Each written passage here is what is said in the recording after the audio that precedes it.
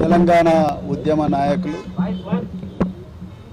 కొనతం దిలీప్ గారిని ఏ ఆధారం లేకుండా ఈరోజు 4 నుంచి 5 గంటల పాటు నిర్బంధించింది. ఆయన కుటుంబ సభ్యులతో ఆయనకు ఏమాత్రం కూడా కమ్యూనికేషన్ లేదు. మేము ఇక్కడికి వస్తే ఇక్కడి నుండి మరి పోలీసులు మాతో మాట్లాడడానికి కూడా సంబంధిత ఆఫీసర్లు ఇష్టంగా లేరు. ఏ ఆధారం ఉందో చూపించమంటే చూపించారు. తెలుగు స్క్రైబ్ అనే ట్విట్టర్ హ్యాండిల్కు కొనతం దిలీప్కు ఏ మాత్రం కూడా సంబంధం లేదు. అది ఉంటే ఎస్టాబ్లిష్ చేయండి, అదేమైనా ఆధారం ఉంటే చూపించండి అంటే చూపించారు. ఏమనంటే రాష్ట్రంలో మత కలహాలు జరుగుతున్నాయి, తెలుగు స్క్రైబ్ ఒక న్యూస్ సర్క్యులేట్ చేసింది. ఆ న్యూస్ హ్యాండిల్ ఏదైతే ఉందో ట్విట్టర్ హ్యాండిల్, దానికి కొనతం దిలీప్కు సంబంధం ఉందంటారు. ఎట్లా సంబంధం ఉంది? ఎక్కడున్నది మీ దగ్గర ఆధారం? మీ దగ్గర ఉన్న ఆధారాలు చూపించండి. మీరు ఏమైనా ట్విట్టర్కి రాసిండ్రా లెటరు? ట్విట్టర్ మీకు ఏమైనా చెప్పిందా ఇది కొనతం దిలీప్కి సంబంధం ఉందని?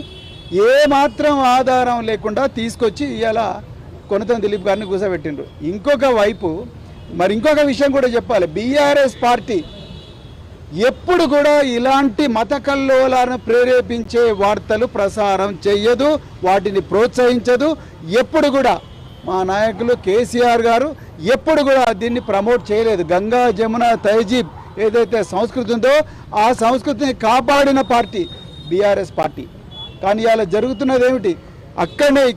ఇక్కడికి జస్ట్ 1 కిలోమీటర్ దూరంలో బీజేపీ నాయకులు వాళ్ళ కార్యాలయంలో డైరెక్ట్గా ఏ న్యూస్ అయితే ప్రచారం చేయకూడదో మతాల పేరు పెట్టి, మరి ముఖ్యంగా మతాల పేరు పెట్టి ఓపెన్గా వాళ్ళ హ్యాండిల్స్ మీద వాళ్ళు మొత్తం కూడా ప్రచారం చేసి ఇలా రాష్ట్ర వ్యాప్తంగా మత కల్లోలాలు తీసుకొచ్చే ప్రచారం చేస్తున్నారు బీజేపీ నాయకులు. వాళ్ళని కనీసం ఒక్కసారి కూడా మీరు పిలుస్తలేరు. ఎన్నో ఛానల్స్ వాళ్ళ హ్యాండిల్స్ మొత్తం కూడా ఈ కమ్యూనల్ రైట్స్ మొత్తం కూడా ఈ రాష్ట్రం అంతా కూడా మత కల్లోలాలు కావాలని బీజేపీ వాళ్ళు కుట్ర పన్నుతుంటే వాళ్ళని కనీసం ముట్టుకోలేకపోతున్నారు. లౌకికత్వానికి మారుపేరైన బీఆర్ఎస్ పార్టీ, ఆ బీఆర్ఎస్ పార్టీలో ఒక గొప్ప ఉద్యమకారుడైన మరి కొనతం దిలీప్ గారిని తీసుకొచ్చి ఇలా మీరు కూర్చోబెట్టినారు, అక్రమంగా కూర్చోబెట్టినారు. It is nothing but kidnapping by police. 100% it is kidnapping by police. ఏ ఆధారం లేకుండా ఒక అమాయకుడిని తీసుకొచ్చి ఇక్కడ కూర్చోబెట్టిండ్రు. ఏమనంటే గత ప్రభుత్వంలో డిజిటల్ కమ్యూనికేషన్ డైరెక్టర్గా పనిచేసింది. అవునయ్యా, ప్రభుత్వం ఆర్డర్ ఇచ్చింది. ప్రభుత్వమే ఆర్డర్ ఇచ్చి ఉద్యోగిగా ఆయన ప్రభుత్వ జీతం తీసుకున్నాడు. బీఆర్ఎస్ పార్టీ ఐటీ సెల్ అంటున్నారు. అసలు బీఆర్ఎస్ పార్టీ ఐటీ సెల్ ఎక్కడుంది? ఎక్కడి నుంచి అయినా మీకు అపాయింట్మెంట్ ఆర్డర్ ఉందా? లేకపోతే బీఆర్ఎస్ పార్టీకి తెలుగు స్క్రైబ్కి ఏం సంబంధం ఉన్నది? ఎట్లా మాట్లాడుతున్నారు మీరు? ఏ మాత్రం కూడా పొంతన లేని ఆధారాలతోని ఇలా కక్ష కట్టి ముఖ్యమంత్రి ఆదేశాల మేరకే బీఆర్ఎస్ పార్టీని ఇబ్బంది పెట్టాలని, ఒక తెలంగాణ ఉద్యమకారుణ్ణి ఇబ్బంది పెట్టాలని చెప్పి ఇలా పోలీసులు ఇతన్ని తీసుకొచ్చింది. అర్జెంటుగా ఏ ఆధారాలు లేవు, ఆయన అర్జెంటుగా రిలీజ్ చేయాలని చెప్పేసి మేము చెప్తా ఉన్నాం. అక్రమ నిర్బంధం. మీరు అరెస్ట్ చేయాల్సిన వాళ్ళు అక్కడ ఉన్నారు. 1 కిలోమీటర్ దూరంలో వాళ్ళు ఓపెన్గా ఇప్పటికి కూడా మత కల్లోలాలను ప్రేరేపిస్తూ ఇప్పటికి కూడా స్టేట్మెంట్లు ఇచ్చిండ్రు. ఇప్పటికి కూడా వాళ్ళ ట్విట్టర్ హ్యాండిల్లో వీళ్ళు మతాల పేరు చెప్పి ఇప్పటికి కూడా ప్రోత్సహిస్తున్నారు. కనీసం వాళ్ళని ముట్టుకోలేకపోతున్నారు తెలంగాణ పోలీసులు.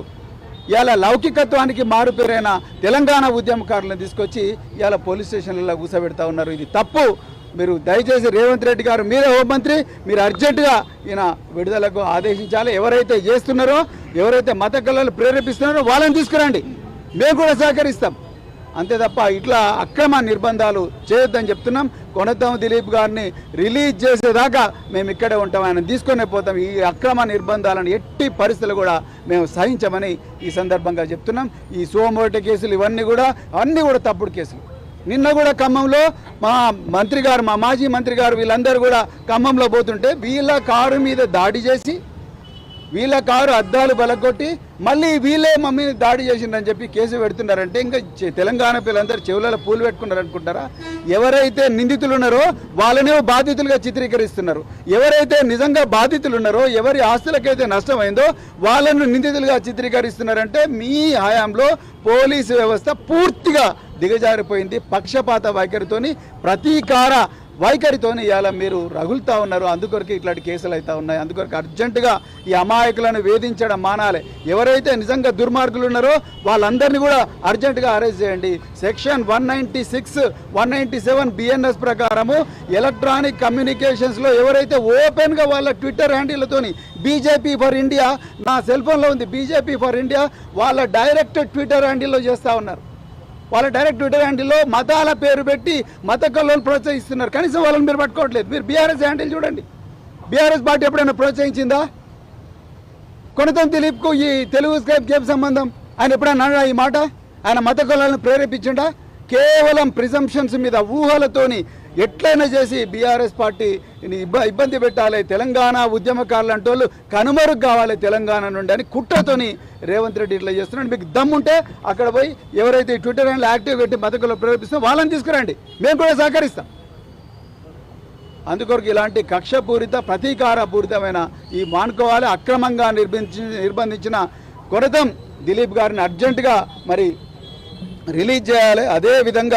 అదేవిధంగా ఖమ్మంలో మరి మా మాజీ మంత్రులపై బీఆర్ఎస్ నాయకులపై పెట్టిన అక్రమ కేసు ఏదైతే ఉందో ఆ అక్రమ కేసును అర్జెంటుగా ఉపసంహరించుకోవాలని బీఆర్ఎస్ పార్టీ డిమాండ్ చేస్తున్నాం. Thank you very much.